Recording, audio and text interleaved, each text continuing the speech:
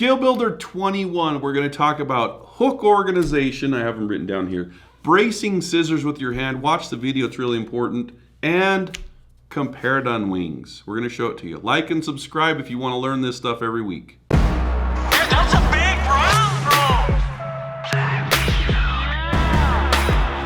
bro. Okay, we're going to talk about hook organization. As you can see, I have one of my many foamanizers. They come in all different shapes and sizes. And you can kind of just pick whichever size works for your hooks. You can use label makers, but I think this is the easiest way. Where I'll just take a Sharpie and I'll just write something on here. Let's say this is a TMC 5263, and then we'll say it's a size 4, and then I always circle the size. Okay, now it shows up better in black. That's why I did it in black, but I couldn't find a black Sharpie, so I think we're good though. If you want to take that off, I know what you're thinking. Well, now it's on there forever. Just get a little ISO wipe or some hand sanitizer, and that will come right off of there. And guess what? That's way faster than using a stupid label maker, and you get to show off your fancy good handwriting. So anyway, this is the size I'm using for streamers. This has 2/0 streamer strippers in it. Medium-sized hook and something like this, and then we have, little Euro jig hooks in a smaller one. They even get one smaller than that. So anyway, that's my favorite way to organize hooks.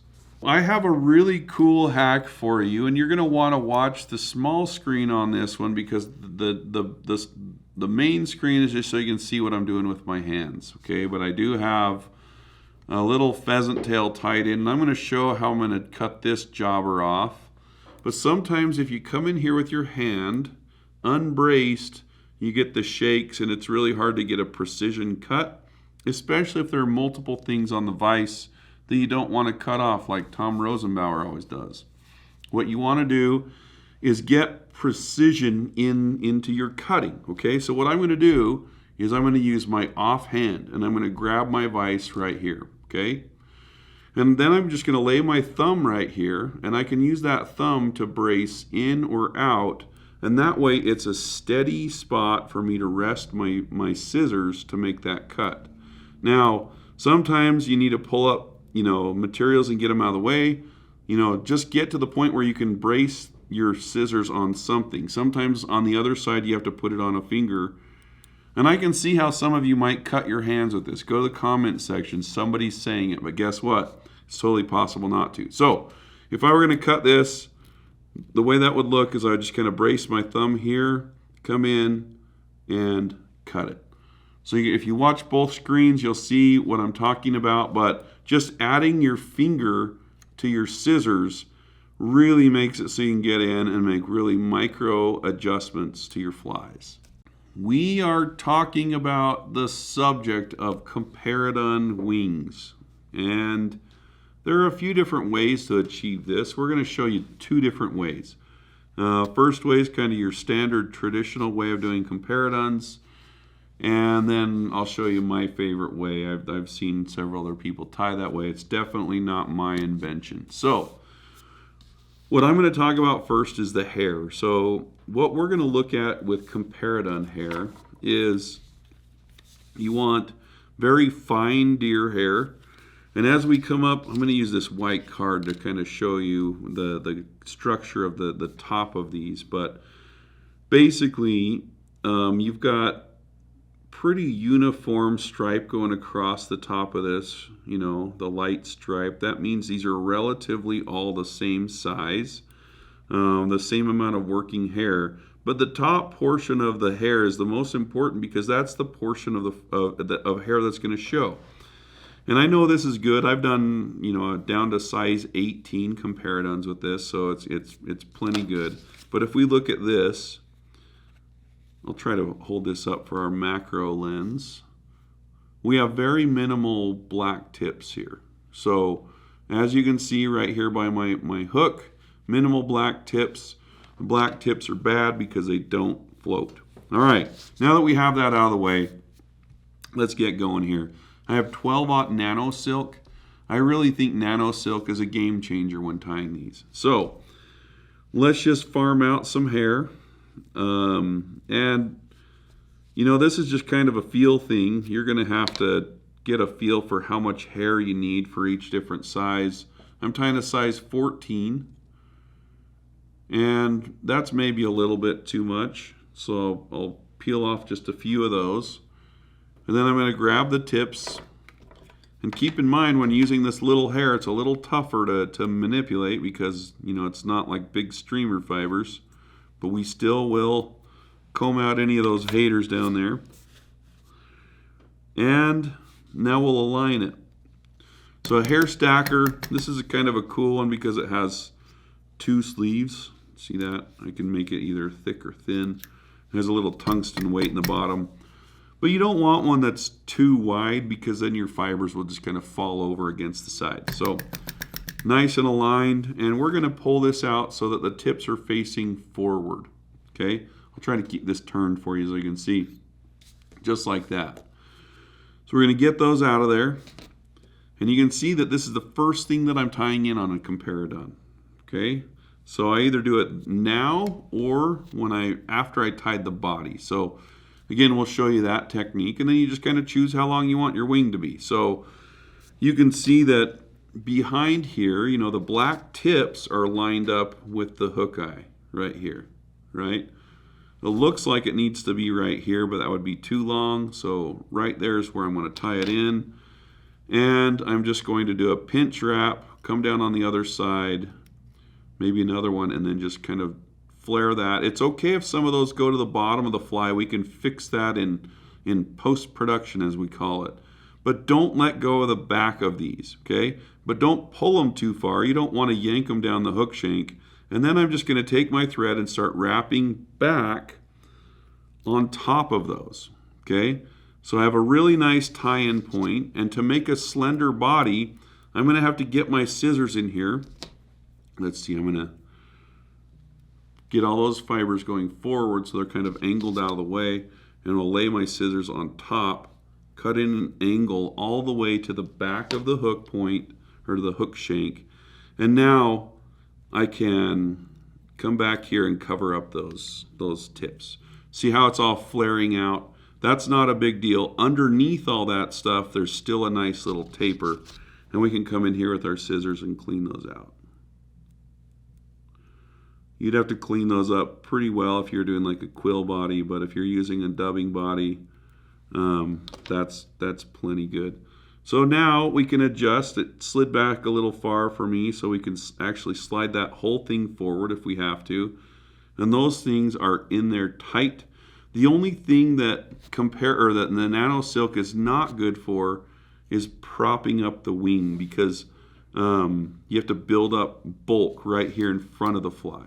Okay, so instead of doing that with thread, usually I'm going to wait until I'm finishing up the fly. Let's say that I went back in, adjust that. Let's say I went in and I added a tail and a body, and we'll actually do that on the next one.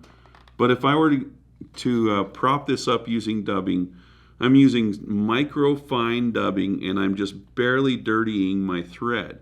The reason for that is you want this thread on the dubbing noodle to be very dense.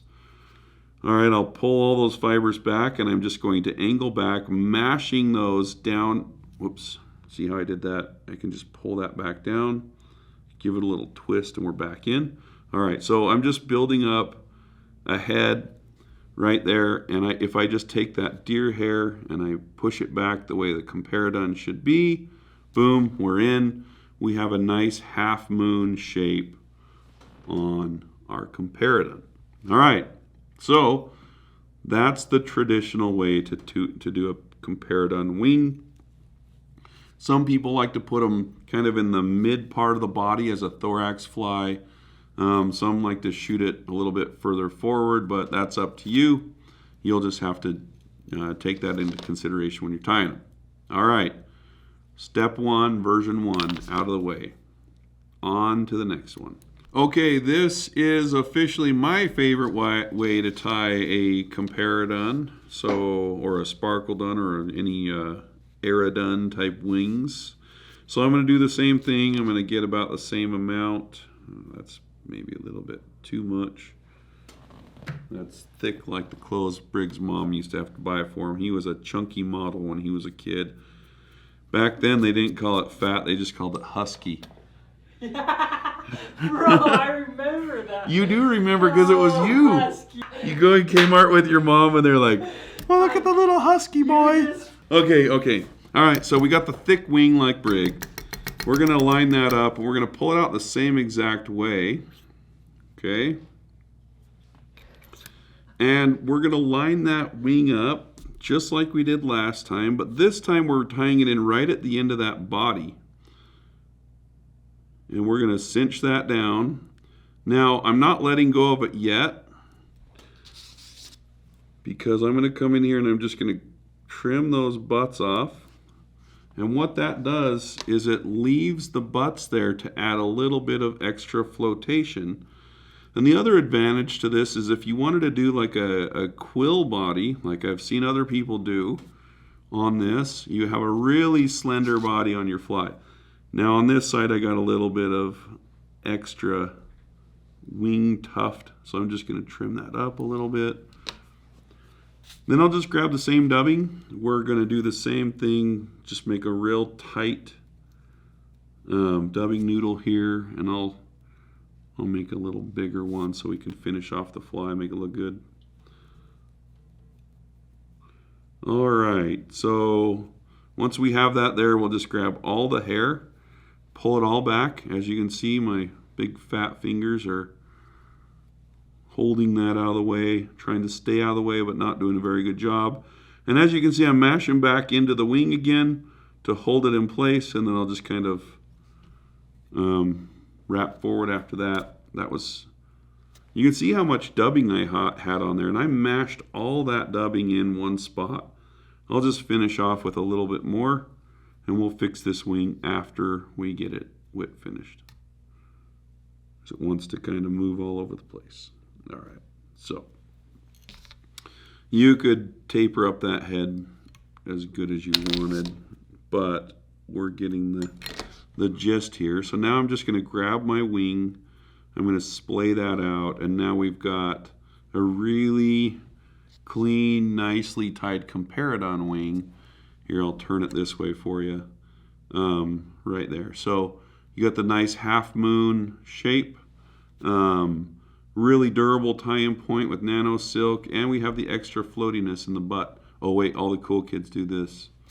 Whenever I see video or pictures like that, I always ask how hard it is to tie in the vise like that.